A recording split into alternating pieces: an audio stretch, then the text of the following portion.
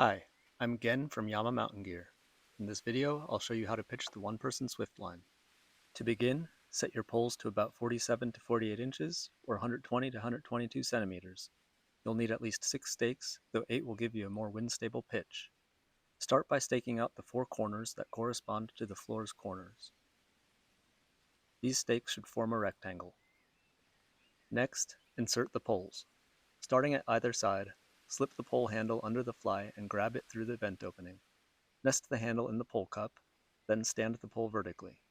If you're using tent poles instead of trekking poles, secure them in the grommet at the apex.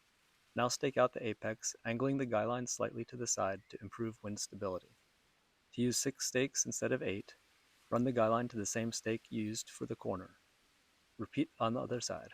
Now stake out the remaining points to extend the vestibules. From here, you may need to adjust the guy line tensions for a balanced pitch. For example, you might loosen one corner and tighten another.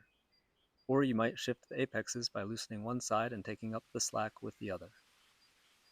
We usually leave the inner clipped to the fly for faster setup, but if this is your first time pitching the tent, or you prefer to pack them separately, installing the inner is simple.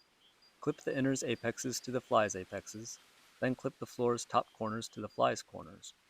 Adjust the connections so they're as short as possible. You can stake down the bottom corners if you want, but we usually just let them hang.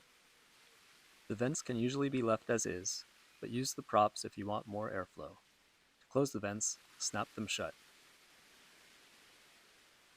The door can be rolled back to different degrees. At the entrance, roll the door back to the first seam for partial opening, or open it entirely by connecting the vestibule tie-out to the farther door tie. Tuck in the loose fabric to keep it out of the way. At the head end of the shelter, unclip the tub from the tarp corner and roll the fabric to the second seam to fully open up to the sky. Clip the tub's cord to the stake to pull out the floor. When you expect strong winds or wind-driven rain, you can lower the fly closer to the ground. Shorten your poles and move the corner stakes closer to the fly. Keep the apex guy lines staked as far away as possible to maximize stability. With the fly lower, the floor will sag a bit, but since it's suspended from the top corners, the tub will stay functional. For more shape in the tub, run the shot cord through the fly's tie-out, then clip it back to the middle tie-out on the tub.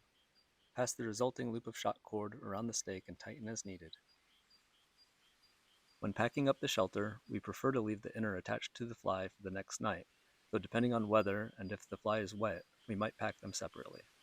To pack them together, we like to let the tent collapse on itself, folding inward, so the floor and any grit stuck to it stays on the outside and off the fly.